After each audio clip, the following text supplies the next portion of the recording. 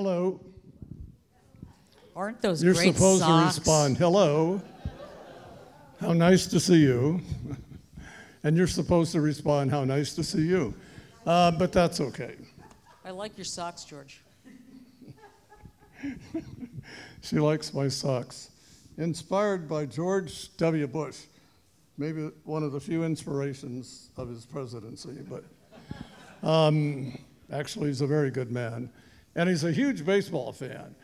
And when he was president of the United States, once a year he would have a baseball dinner at the White House. So Larry Lucchino and his wife Stacy were invited, and they went to the White House. They entered the Northwest Gate.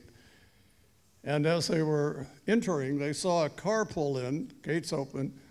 The car goes up the drive, stops. Gentleman gets out, locks the car. It was George Will. Of course he would lock the car. That's what conservatives do. On the drive at the White House, you lock the car. And at the dinner, Lucchino said at one point, he turned to Mr. Bush and he said, Mr. President, what is it that you like the most about this job? And Bush threw back his arms and said, I can order anything I want. Anyway, I'm sorry, but I love that story. I'm the president of the City Club. We've been doing this for 44 years. It's a very long time. And we have done about 1,000 programs. We've done some very big programs. We've done programs with smaller audiences. But we have done all of these events. We've had presidents and vice presidents and heads of state and cabinet members. You would think, maybe, that I would remember all of them, but I don't. But I remember moments. I remember when Teddy Kennedy came. I worked for his brother, so the Kennedys are special to me, and Kathleen, the oldest of Bobby and Ethel's 11 children, is my greatest friend in the family. And Teddy told a story. He said he was down in southern Virginia, and he was being introduced. And he got up to speak, and before he could say anything, a man jumped up from his table and said, you know, Kennedy is a horse's behind. Teddy said words to that effect. And just like that, the senator said, 5 guys jumped up, grabbed that guy, and carried him right out of the room. And Teddy said, wow, I'm impressed. I didn't know this was Kennedy country. And someone stood up and said, it's not, it's horse country. Anyway, there are moments like this. What I do want to say is, this is the return of the Great American Writers series. Susan Golding, when she was mayor, asked me if I would make a commitment to do City Club events with famous writers at all of our community libraries. And I told her I would, and created the Great American Writers series that we did in partnership with the library and the great Anna Tatar. We did a lot of events with a lot of famous writers, and virtually all of the events were free events.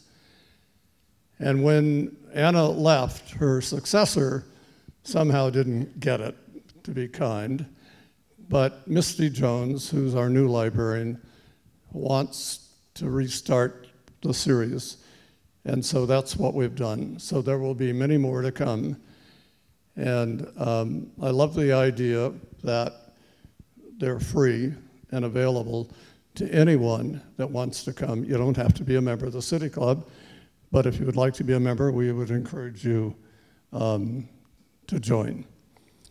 When I said we have done a lot of different events, I think our biggest was we had 1,500 people to hear John Anderson when he was running for president. When Colin Powell came, we had over 1,000.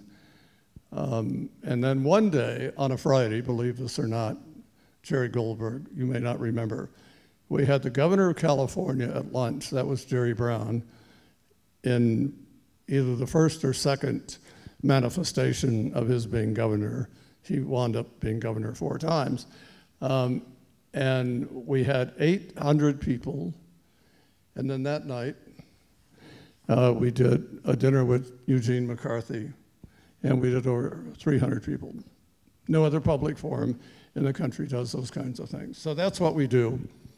And it's done in the public interest, and it's done as a commitment to the dialogue of democracy. So tonight, thank you for coming, each and every one of you. I'm grateful to the Padres and to Chairman Ron Fowler for their support. I'm delighted to see the Padres' eminent historian, Bill Swank, is here. Thank you for coming, Bill. His 2 volumes on the Padres is a classic work of a minor league team that I grew up with. I saw my first baseball game May 20th, 1942 at Lane Field. The Padres were playing the Hollywood Stars. The pitcher that night for the Padres was named Ed Vitalich. And my dad wanted to take me to the game to prove to me that Serbs could play baseball. And then I wound up playing 20 years for the Marston Mets in the San Diego Adult Baseball League. So I guess we can play baseball. This person who came tonight is in the world of literature is exceptional. I've often said that sports writers are among the least appreciated of our literary talent. But to be a sports writer, to write under the pressure of deadline is just an extraordinary skill.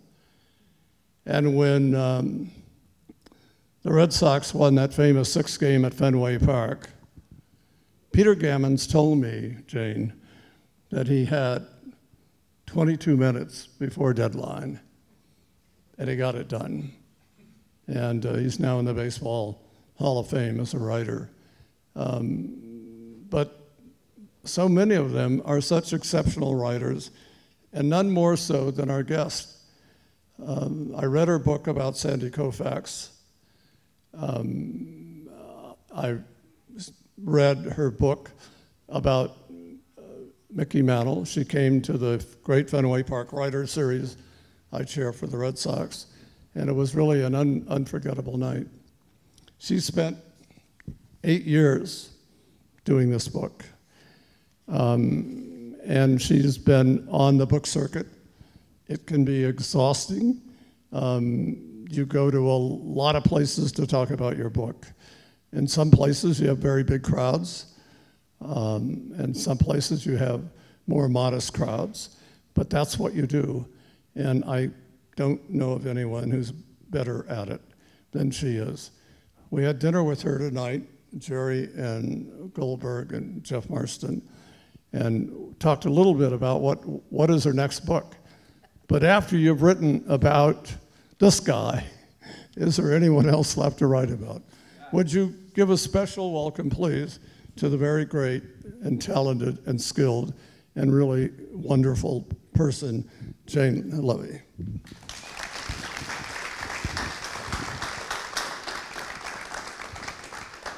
So somehow he got 500 people in Boston to show up for a reading about Mickey Mantle. This is incredible. And George does an incredible service for writers, and he only does it in 3 cities. Is that all? Yeah, 4 cities. You count Washington now? Yeah? No? Denver, San Diego, Boston, Washington. And Washington, right. And for writers such as myself to have somebody who actually wants us to be someplace and talk and have a forum is an incredible thing. It's a great public service and it's a great literary service. So back at you, George. Thank you. So what you don't know about me is that I currently hold a new major league record for most consecutive nights spent alone with Babe Ruth. Certainly more than either of his wives, whom he could leave, and did leave, sometimes on sanctioned occasions, sometimes not, but he couldn't leave me. And for 8 years, I kept him company, he kept me company. It was really a long time. Koufax took 4 years, Mantle took 5 years, Babe took 8 years, War and Peace took 5 years. So I don't say this with a whole lot of pride. I knew from the outset that it was going to be much more difficult and very different from anything I had done before. I'm a reporter. My job, as I've grown up knowing it, is to find people and make them say things they shouldn't say. I mean, it's very simple. And that they then regret and come back and say, can I please put that off the record? I'm not trained as a historian. And for this book, I had to learn how to be a historian. And I learned a really important fact, which is maybe what all the other real historians already knew. History is being reinvented now every day. And it's being reinvented because of the sudden gush of available documents in a digital format. Newspapers that haven't been published since 1905, documents from family histories, birth records, death records, divorce records, arrest records, deeds, you name it. You can get that stuff online. And I spent a year not wanting to write this book and refusing to sign a contract to write this book until I read everything else that had been written about him, which is a considerable amount, and all of it is actually pretty good. What they all had in common, however, was that there was no little George, as he was known in his family, in the big fella. It was a complete cipher.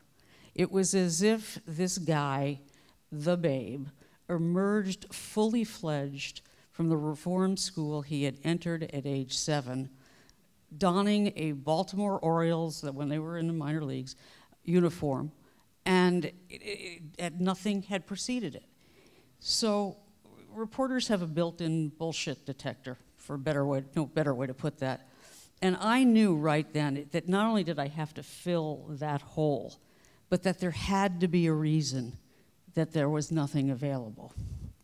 So the way I found it is this. Usually it's just plain damn luck. I went to see his daughter, Julia, who is still alive at 102 years old. And apropos of absolutely nothing, I cannot claim that I remember asking something that would have elicited this. She said to me, well, you do know that George Sr. and Katie, his wife, were separated.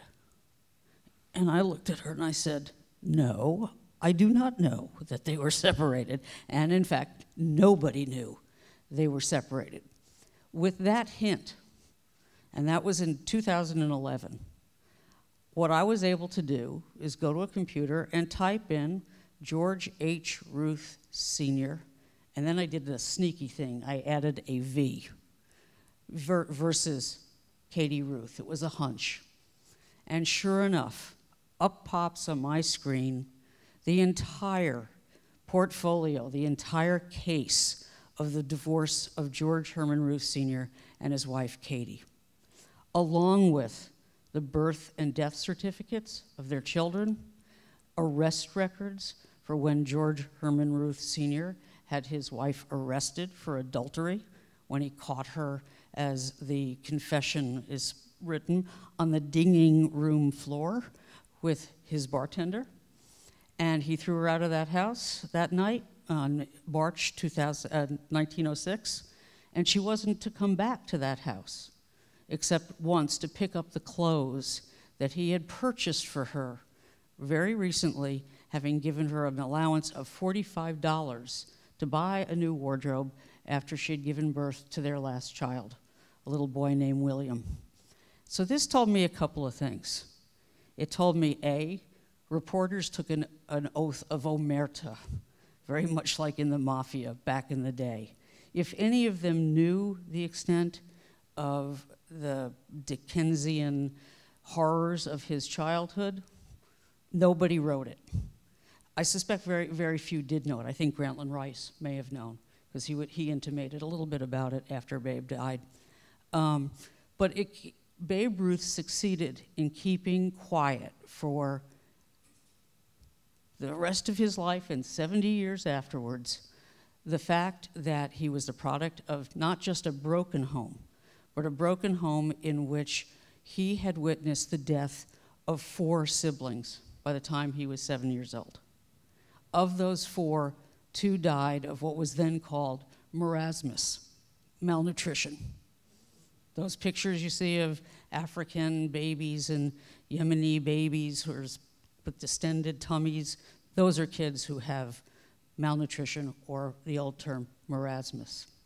So by the time he's sent away to this school where he would spend the majority of his childhood, where his parents turned over legal guardianship to the school, which was a requirement for entry, he had witnessed an enormous amount of death. He had witnessed violent arguments between his parents. He had witnessed his father's rage at him for just being a boy, which is easy to get mad at, I know, but, and feature this. You're 7 years old, but you think you're 8, because his mother didn't remember the year he was born, and there are 2 surviving children. By August 1906, 3 months after the divorce, little William, the last of the kids, died of malnutrition in a sanitarium outside the city. As far as I can tell, neither of his parents were with him. The death certificate was signed by an uncle. So there are 2 kids left. Little George and his sister Mamie, who is his junior by 6 years, and they still don't want him. So what are you going to think? You're 7 years old. What must I have done that they didn't want me? That they don't come to visit me? His father never set foot in St. Mary's after little George went off there. So 2 myths grew up about Babe Ruth in the absence of actual fact.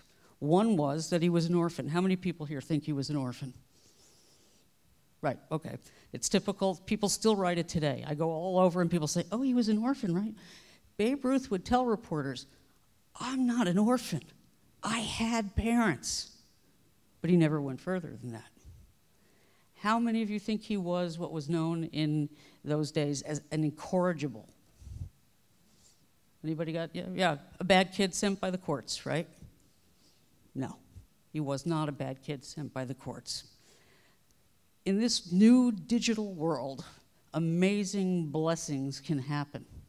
One day, about a year and a half ago, I was researching. I had a panic attack that I had forgotten to check whether George Herman Ruth Sr.'s parents really converted to Lutheranism or not. I had not checked that fact, and I was in a panic.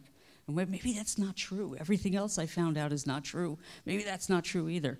So I called the Maryland State Historical Society to get information about it, and yes, he had converted. His father had converted to marry a Lutheran girl, and they followed this weird pastor off into some sect that they were all excommunicated. It was very strange, but anyway. And the librarian there, who was a wonderful guy, I've now fallen in love with librarians everywhere, it says, I'll send you all these stories. And up on my screen, just like the divorce records, pops a story about a Baltimore City street cop, Harry C. Birmingham. He's got brilliantined mustaches and a big Keystone Coppers hat. And he's telling this story in 1947, months before his own death, and just as Babe Ruth's health is deteriorating to such an extent that everybody knows he's dying. And Harry C. Birmingham says to this reporter in Baltimore, you know, he was a mischievous kid, but no more so than any other boy. And he certainly never gave us, the police, any trouble. But I, Harry C. Birmingham, who was a teetotaler and a busybody, which is a perfect thing to be if you're going to be a beat cop and your beat is all the saloons in downtown Baltimore, including the one that belonged to George Herman Ruth Sr., he looked around and he said, I don't think this is a good place to raise a boy. And he suggested that Babe Ruth, the boy who would become known as Babe Ruth, be taken off to St. Mary's. And not only did he say that that would be a good situation for him, he volunteered to take him. So his own parents, who in myth are these hardworking German immigrants who can't afford, to keep him and reluctantly and tearfully, allow him to go off to this reform school because they don't have the time or the energy to handle his rambunctious, illicit ways, didn't even bother to take him. They let a beat cop take him. And what did he take him in? He took him in a police cart. Why did people come to the conclusion that he'd been sent by a court? Because he showed up with a cop. He wasn't in custody. He was in the care of Harry C. Birmingham, who would, for the rest of Babe Ruth's life, keep after him. When he ran away from St. Mary's, Harry would go find him and take him back and say, you really don't have anywhere else to be. And when I was able to piece all this together and fill in the missing boy, I knew finally that I would be able to write about the guy that Casey Stengel called the big feller. And I also knew that it would fundamentally alter the story that has been handed down from generation to generation of him, and it would fundamentally alter the perception of him. Because of all the trips Babe Ruth ever made, and he made a hell of a lot of them, including those 714 around the bases, and the 60 in 1927, crowing 60, count 'em 60, let's see some other son of a bitch do that. All the trips, road trips on trains with the Yankees and the Red Sox, trades from Boston to New York and then back to the Boston Braves, which are the only team that would have him in 1935 when he was fat and old and couldn't play the outfield anymore. This first journey from home to the home was the one that defined him and the one that informs the rest of his life. So, flash forward to June of 2014, and the Hall of Fame decides that for the first time in 30 years, because it's the 100th anniversary of his debut in Major League Baseball, they're going to redo the Babe Ruth exhibit. Now, when I was a kid, and maybe somebody of you remember this, his red locker, which had been at Yankee Stadium and donated to the Hall in 1949, after the Yankees moved their clubhouse from the third base side to the first base side at the stadium, was just sitting in the middle and open in the lobby of the Hall of Fame, and it was big, and you could see the stenciled writing, Babe Ruth, number 3, and it was glorious. It invited you in. It was this fabulous artifact. Well, in the modern world of needing to save space and leave room for other people, they moved it upstairs to the second floor, where it is subsumed in museum cabinetry. So you can't even really make out that it is a locker.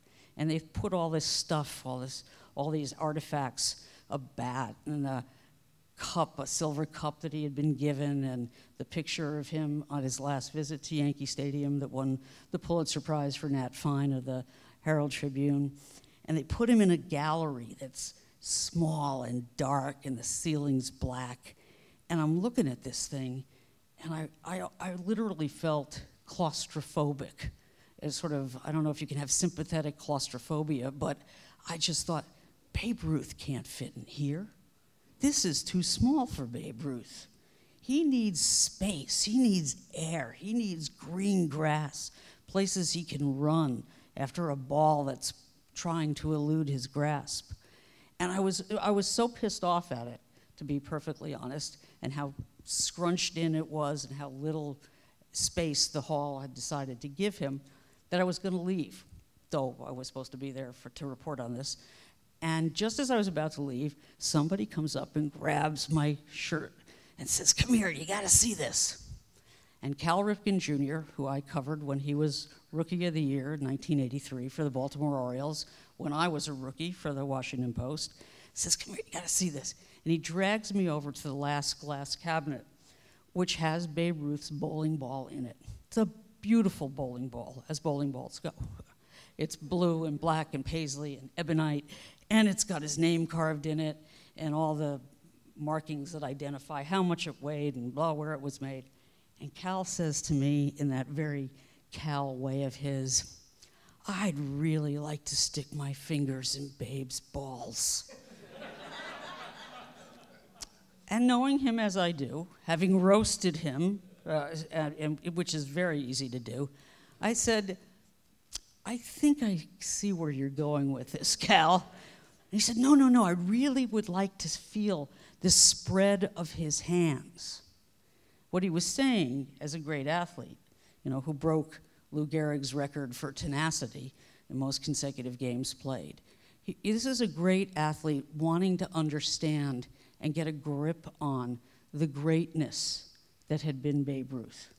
And he thought that if he could stick his hands inside the holes that had been custom drilled for Babe Ruth's hand, he might be able to gain purchase on what it was that distinguished him so much.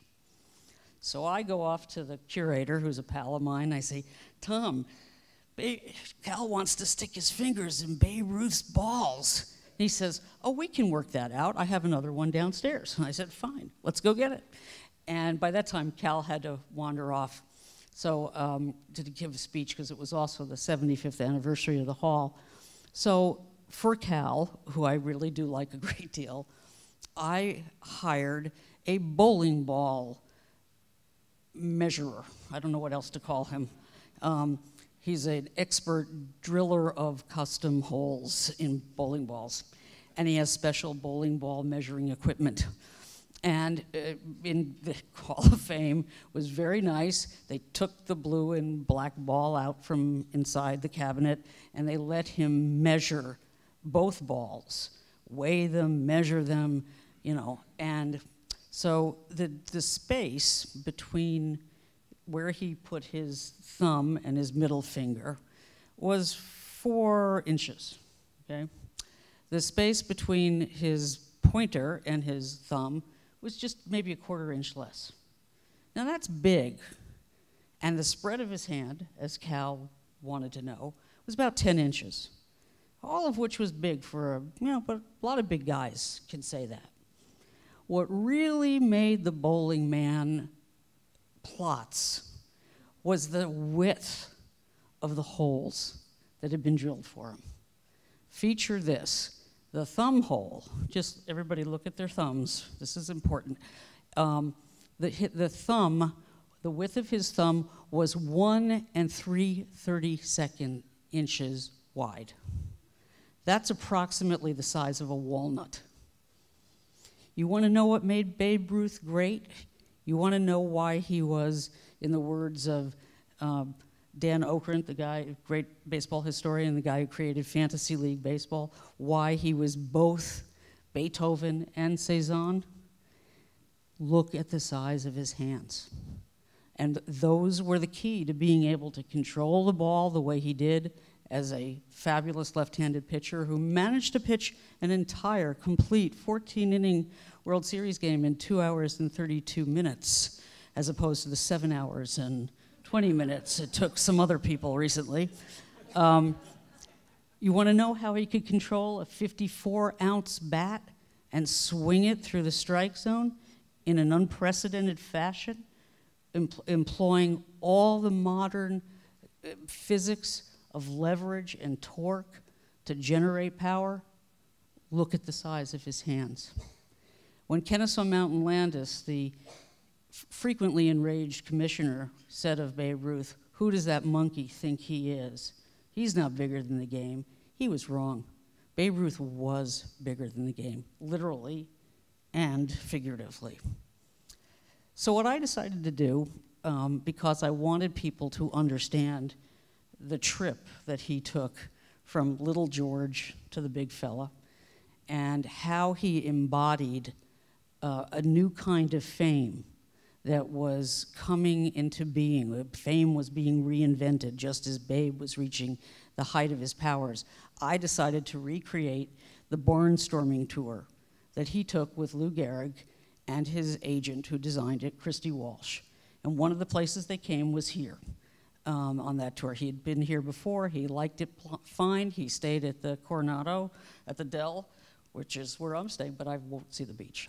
I'm leaving at 6 in the morning.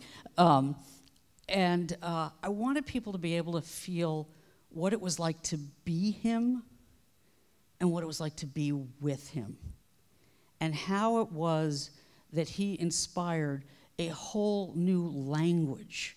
So if you give me 1 second, I'm going to read you just one very little part of this. Hold on. Let me take this for a second, George.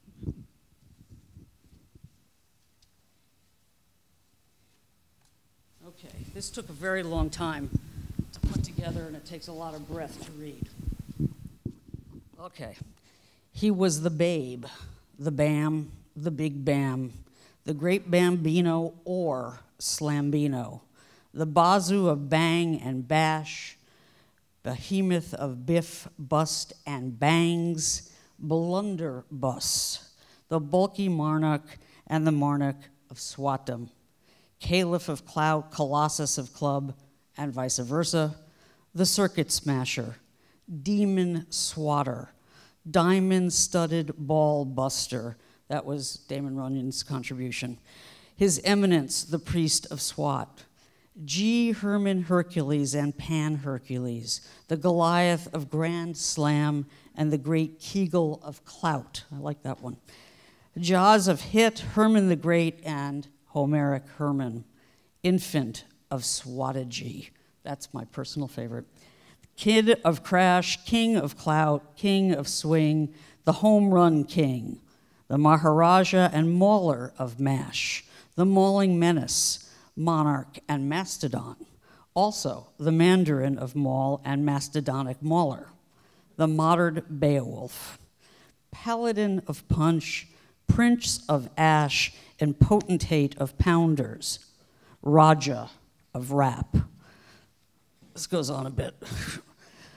Sheik of Slam, Saksham of Slug, the Samson and Sultan of SWAT, the swattingest swatter of SWATdom, the terrible Titan and the Titan of Thump, Wazir of Wham, Wally of Wallop, and Wizard of Whack, Jidge, Jedge, George, the big fella. And all the names put together were still not enough in the fall of 1927, after he crossed the plate with his 60th home run, after he led the Yankees to a 4-game sweep of the Pittsburgh Pirates in the World Series, when he hit the only 2 home runs that were hit in the series. It was still not enough to encompass the idea of him. Maybe a few of the older guys in the crowds that came to the barnstorming games had caught a glimpse of him when he was young and lithe and just growing into his name. Maybe a few of the younger ones had tried one of his candy bars, and I do not mean the Baby Ruth. That was not named for him. Or worn one of his Babe Ruth sweaters for boys, or seen him in his movies, or heard his voice on the new radio set in the living room.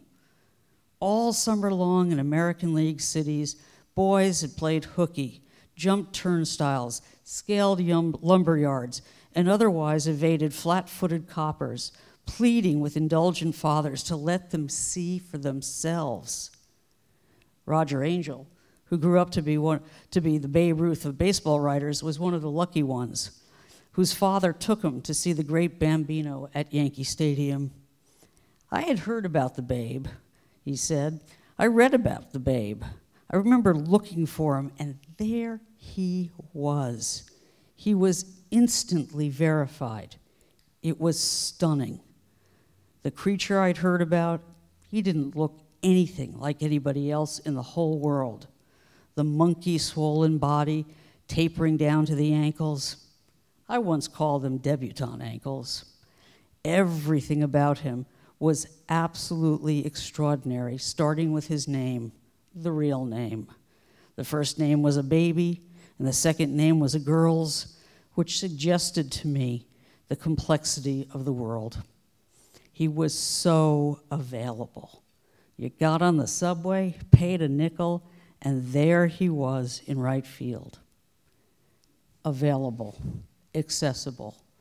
He belonged to those boys who swarmed out of bandboxes across America in the winter of 1927, fall and winter of 1927, including here at what was then known as City Stadium, correct, Bill? Yes? To just touch him. And here's the thing.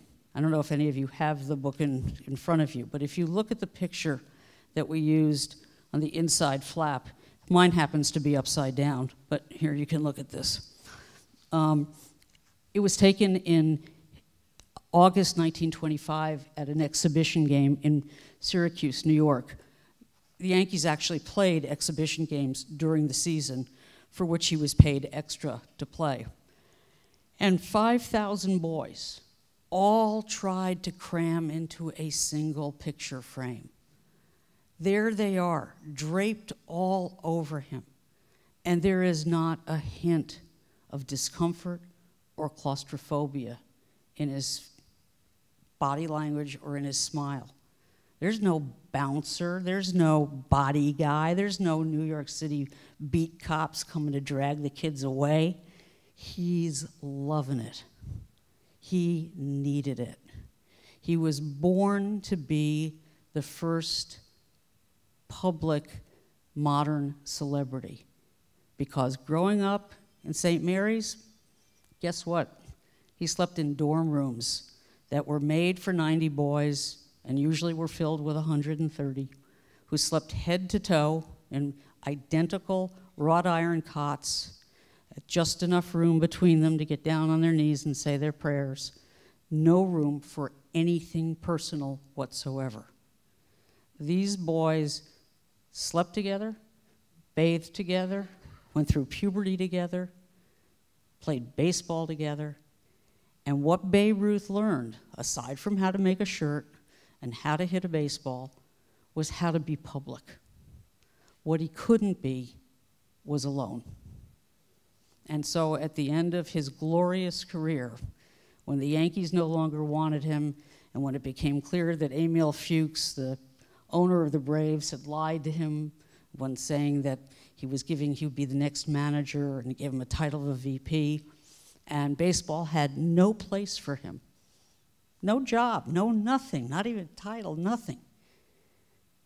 It was the same kind of abandonment that he had experienced as a little boy, and it was excruciating. He sat by the window, his wife said, waiting for the phone to ring. Didn't ring.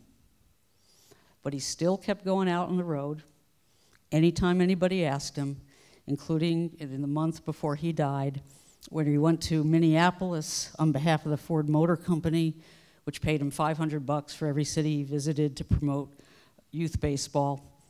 And he gets to this town, and he's going to die in about 3 weeks from nasopharyngeal cancer, which was excruciating.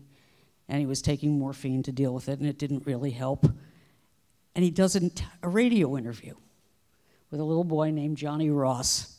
Now, Johnny was blind, and Babe couldn't talk, but they did an interview. And Johnny sat in his lap and asked him about his new autobiography, which Babe really couldn't answer anything about anyway, because he had nothing to do with it, because he was dying and didn't really, have the energy or the time to contribute much. And he asked him who he thought would win the pennant, and they talked about that. And Johnny asked him how he felt, and Babe allowed how his throat really hurt, and his head ached all the time. And Johnny couldn't think of anything else to ask. And Babe Ruth, who was diminished in every way except in his heart, put his arms around the kid and said, "It's all right, Johnny. I think we're both just about out of words." Thank you.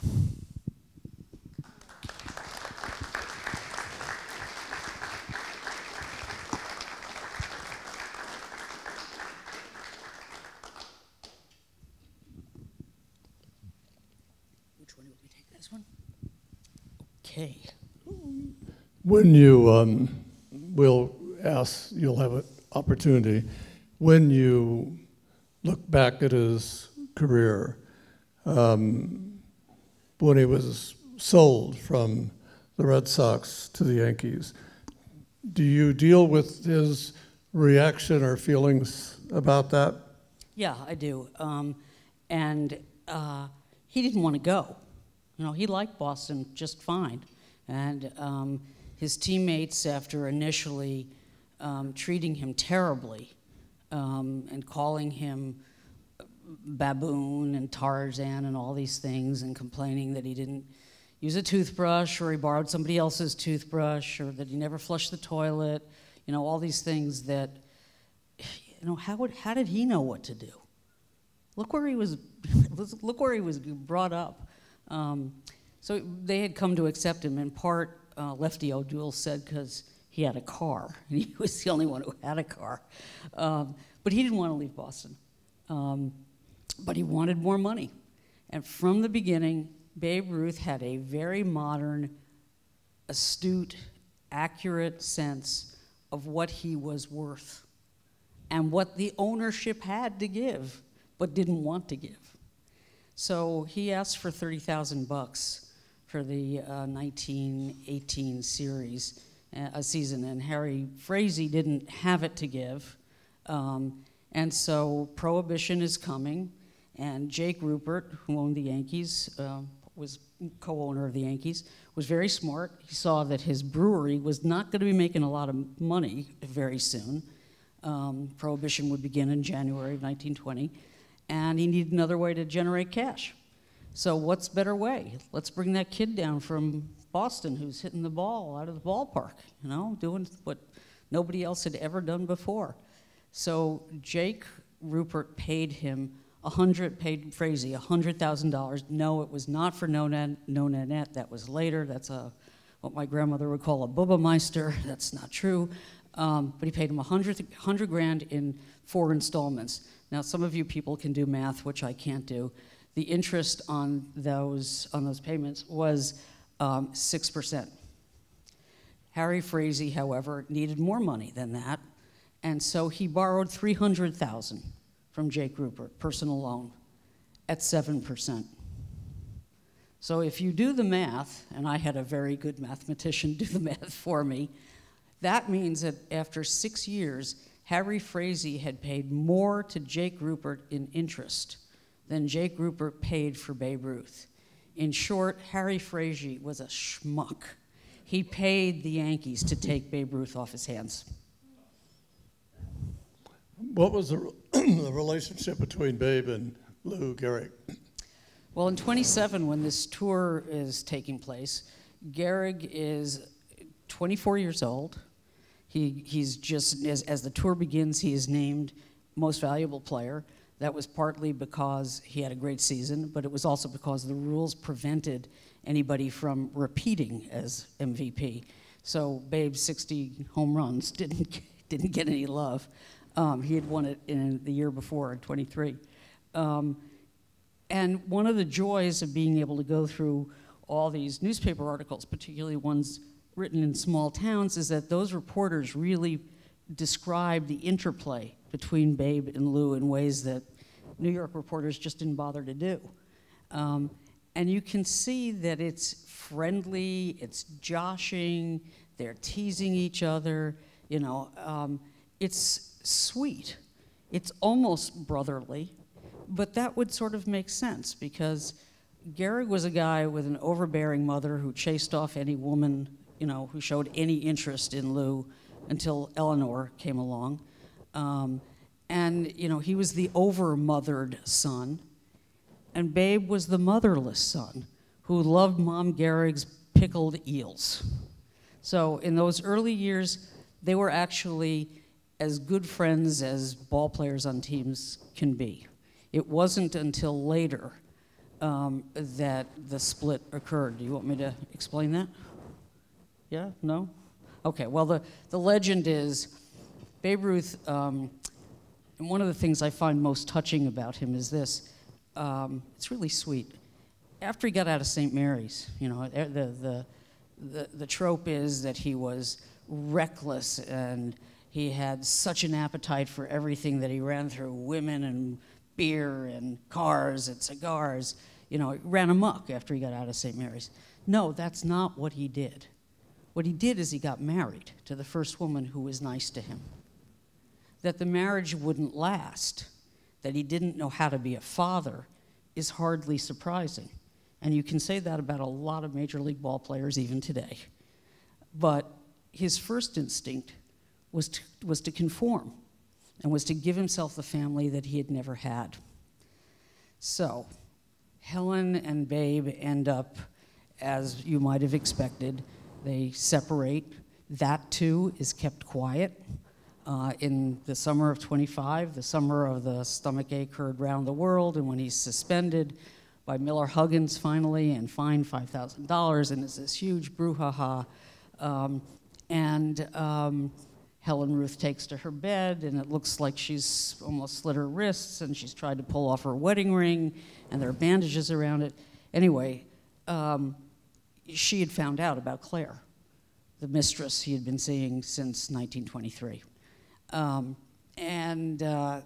Huggins had warned Ruth to stay away from Claire. And just before they left on the road trip that ended with him being fined and suspended, Babe, you know, was over at her house anyway, so he's ignoring the manager. It wasn't just that he was staying out late at night and showing up late at ball games. Anyway, long story short, Helen would die in a terrible fire in 1929. Babe and Claire married 3 months later, and she had a daughter, Julia Ruth Stevens, now 102 years old, and Babe would adopt Julia, and Claire would adopt the daughter of the first marriage, Dorothy. But Mom Gehrig, who was a busybody and had opinions, thought that Claire treated Dorothy badly, particularly in the way that she was dressed, and that Julia got all the nice stuff and Dorothy got hand-me-downs. But nothing in life is as black and white as that, because one of Dorothy's daughters said to me, yeah, well, my mom was so angry that if they said the press is coming over to dinner, feature that, the press coming over to dinner, she would climb in a coal bin on purpose to get dirty, you know, in her nice clothes. So it was a mixed bag. What really did them in was this. In October 1934, after Babe's played his last games with the Yankees, and he's found out he's never going to manage the Yankees, they go on a barnstorming tour of Japan. And aboard ship, Eleanor Gehrig, and this is supposed to be her honeymoon trip, and Claire Ruth run into each other on the deck. I can't say which one, but on the deck. And they agree that this feud is really stupid. And Claire invites Eleanor to come back to the stateroom for champagne and caviar, which she proceeds to enjoy at great length for the afternoon. Now, there are people who say she enjoyed more than caviar and champagne, but I wasn't there. I don't know. What I do know is that Lou Gehrig thought his wife had gone overboard, and he had the entire ship's crew scanning the horizon looking for dead Eleanor. When she turns up more than a little tipsy and tells him where she's been, he goes nuts. And he held grudges. And he wouldn't talk to her for a week, and he wouldn't talk to Babe after that for years.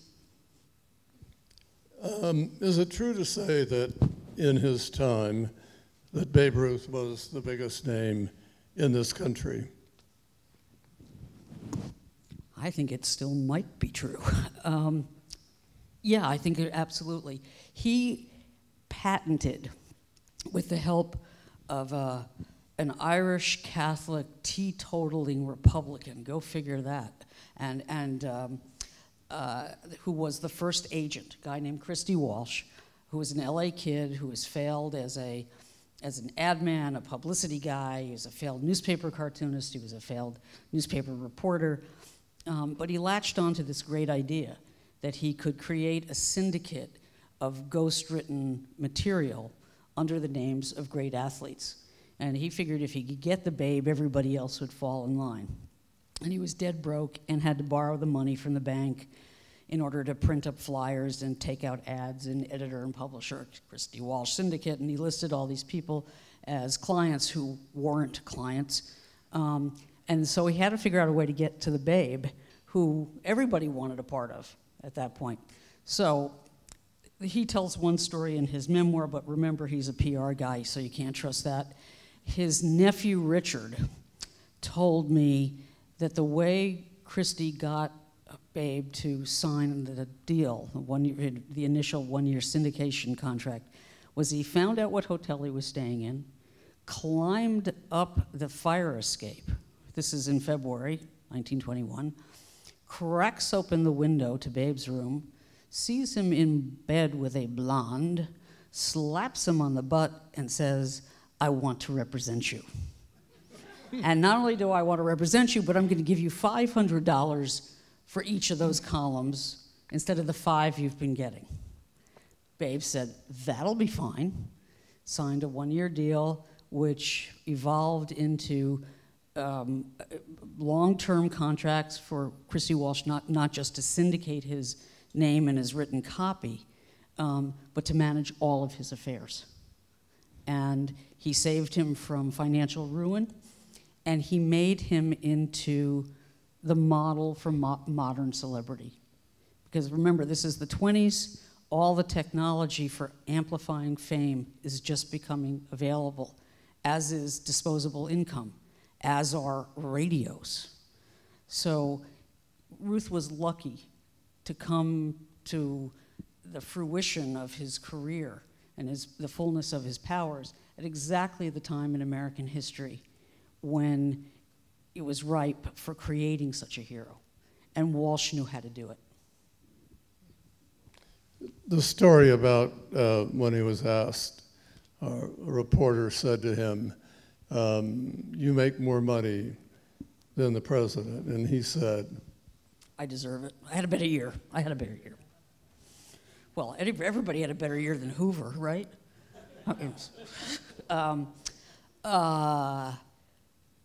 You know, there's different people who've told different versions of it.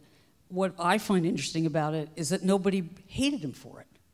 And the amount of money he was making was astonishing. So in 1927, 2 years before the crash, Miller Huggins, who was very smart, manager of the Yankees, very smart, very good with finance. He's telling his players, do not invest in the stock market, there's gonna be a crash. Babe Ruth is investing in the stock market with the help and guidance of Christy Walsh and the Bank of Manhattan. Christy Walsh had tricked him into putting all his outside income into an irrevocable trust, which would save him from financial ruin. So nobody hated him for it. He was so big that people thought he deserved it. There was a recognition that he was doing something for us, or us's predecessors, that merited money of that kind. So in 1927, he earned 70 grand from the Yankees, the first of 3-year installments, 3 years of installments of 70 grand, and he makes 73,000 off the field. In 2016 numbers, that's $36 million. The day of the crash, Black Tuesday, they put another $3,000 into the trust because Christy Walsh wanted to be able to put out a press release to say, you know, that Babe Ruth has now saved $150,000. And the bank president writes back, you know, like a week later after the world's gone completely to hell and says, well, given the timing of this contribution, You know, I would think that Babe would be very grateful for the way you've looked after him. And I think Babe was grateful. Claire was not so grateful. Questions? The shot. What's the story behind the call shot? So, you know probably that, sure. He wants to know what the story is behind the called shot, whether he did or did not intentionally point to the grandstands at Wrigley Field in 1932 World Series as if to say, you know, I'm going to hit it right there. You know, there are whole books that have been written about that, and one thing, you know, you don't want to do is repeat what other people have done, particularly if you think they've done a great job. So I didn't want to spend another 2 years investigating that. But what I do think is interesting, and what I do write about, is that there is an alternate history that was written in the African American press. Sitting out there in the grandstands with a guy named Amos Loudmouth Latimer. Amos Loudmouth Latimer was the traveling secretary for a very good quality Negro League team, the Chicago 47th Street Giants. And he'd been throwing lemons at Babe Ruth all through the game and calling him names and heckling him. And one of the names he called him was brother, because he was alluding to the fact that there were very widespread rumors that followed Ruth throughout his career that he may have been passing, that he may have actually been partly black. And so the interpretation in the African American papers, which excuse me, was not written until the 80s in Sports Illustrated, is that what he was pointing at was loudmouth, as if to say, shut the bleep up. John Freeman. So regarding celebrityhood and the rise of it in the 20s, and of course you had a number, this is kind of a general question, but when did Babe Ruth become Babe Ruth? You mean literally the name? I don't mean the name, I mean when did he become as big Excuse me. as no one had ever seen before? I think you probably got to say 21, you know? He takes New York by storm. He hits, what, 50, is it 54, 59 home runs? I can't remember which one it was.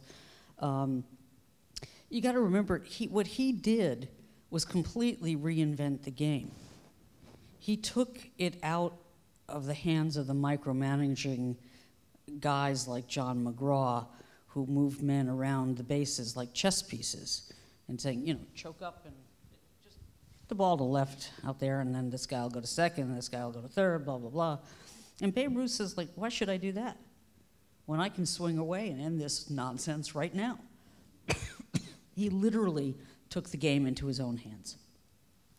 And I think that was when it transpired. Excuse me.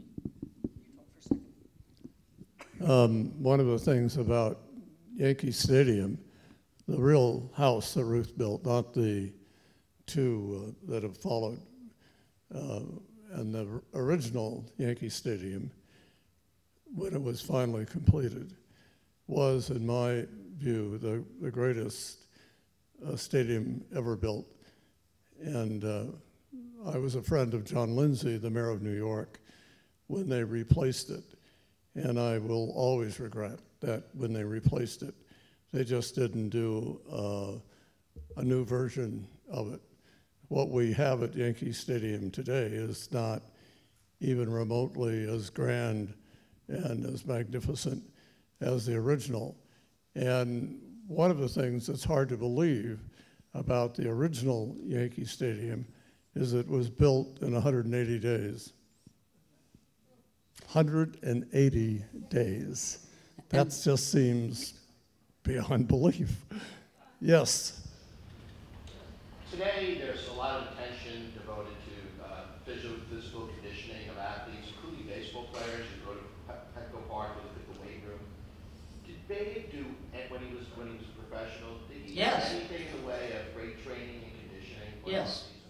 And not only did he do it, but Christy Walsh, the maven, published exercise regimes by Babe Ruth as ghostwritten articles under his name, which included diets, and what you should eat for breakfast, and a promise that Babe would answer questions about the alleged hard-boiled and soft-boiled eggs he ate many of every day. You know, he never ate that. But there are pictures of him doing the exercises, and when he got in trouble, which he did massively in 25, first in 22 and then again in 25, and he got fat and he got out of shape, he was the first guy to hire a trainer.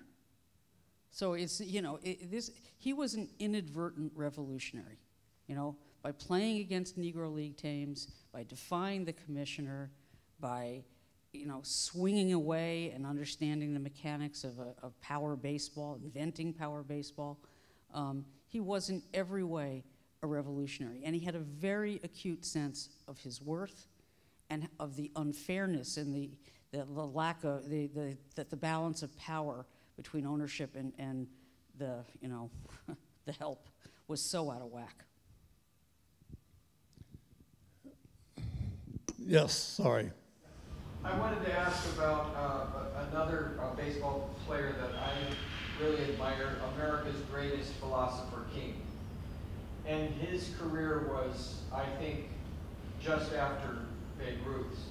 But I'm wondering what the interaction was between, or if there was any overlap between the career of Babe Ruth and Yogi Berra, and if there's any comparison you'd like to make about their legacies. I'm going to break your heart. You ready for that? You holding on? Yogi didn't say most of the things that are attributed to him. Those are written by writers. There are a few that I can tell you that are rarely published that I know to be true, but many of those things he never said. He was, however, a hell of a ball player and a really nice guy. They overlapped just a bit on the field at Sportsman's Park on June 19th, 1948. And that's part of that tour that Babe was taking for the Ford Motor Company. And he was supposed to hold a clinic down on the field with these 10,000 kids. And one kid was in uniform, was nominated to be the representative, that he was going to be the one that Babe showed the batting tips to. Babe could barely hold on to the bat by that point. And the kid was Billy DeWitt, the son of the owner, Bill DeWitt Sr. of the Browns. And he also was photographed that day receiving a trophy from Joe DiMaggio for his good works with kids, and standing with Yogi Berra. And before he died, Yogi said to me, in the way that he actually talked, I was so nervous I didn't know what to say. And Babe wished him luck in a future that Babe Ruth well knew he would never see.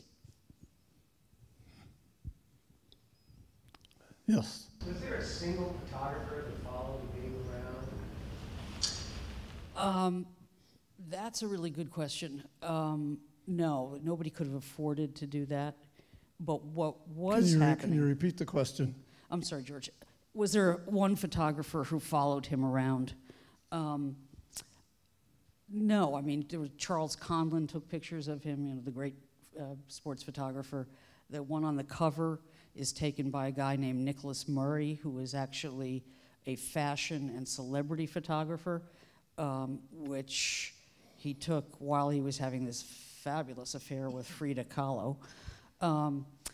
But what was happening in photography, in sports photography, is that the New York Daily News, which fundamentally altered all of journalism and is now dying, regrettably, went to press for the first time in June 1990. It was America's first tabloid.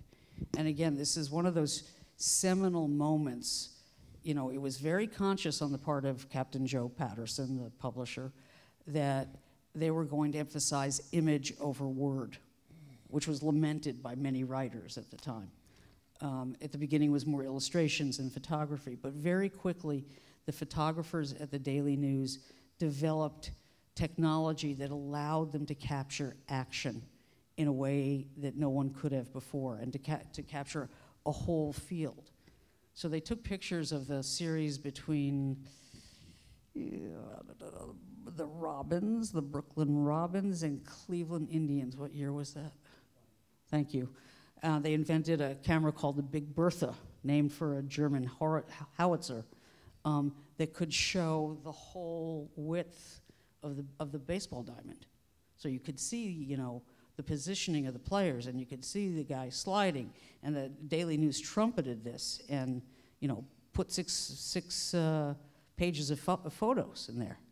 I mean, it was such a revolutionary moment in technology. They sent pictures of Lindbergh landing in Paris under the Atlantic Ocean to the Daily News, and they had him in the paper the next day. So the world was getting bigger and smaller at the same time. It was an absolutely revolutionary time. And that was only one part. You know, the photos were part of it. Radio was part of it. When first time Babe Ruth went on the radio, he was scared of it.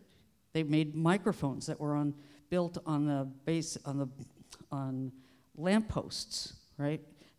A shade, that you would usually have a shade on it in order to diminish mic fright. They thought if they made it look like a lamp, everybody wouldn't freak out by looking at it. And they talked about, and he talked about, this is Babe Ruth coming to you from the ether.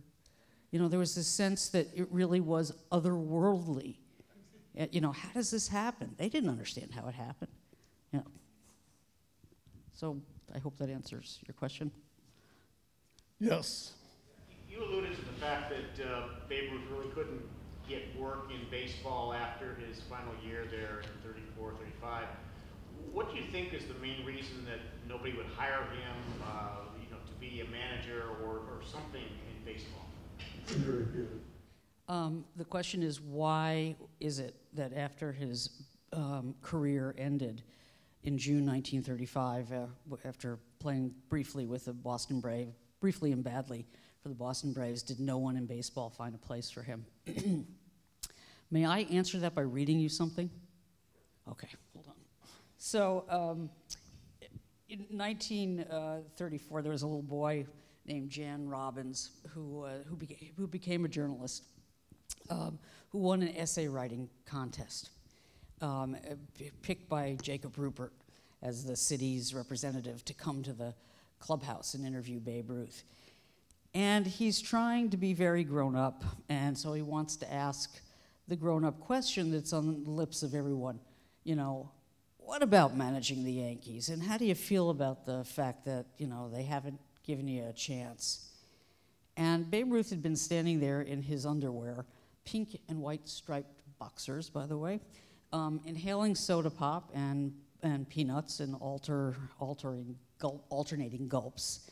And he goes nuts on the kid. And he says, "That's what's wrong with you newspaper guys," to a 14-year-old writing for his high school paper. Now I've lost it again. Okay, I'm just going to paraphrase it. You know, and the kid is like practically blown across the room by his rage. And didn't I give you a lot to write about? Wasn't I good to you guys? You know how many notebooks this guy filled for so many people for so long? You know, all I want is a chance. Can't you see that I've changed? Sure, I ran around a lot, but I'm different now. All I want is a chance.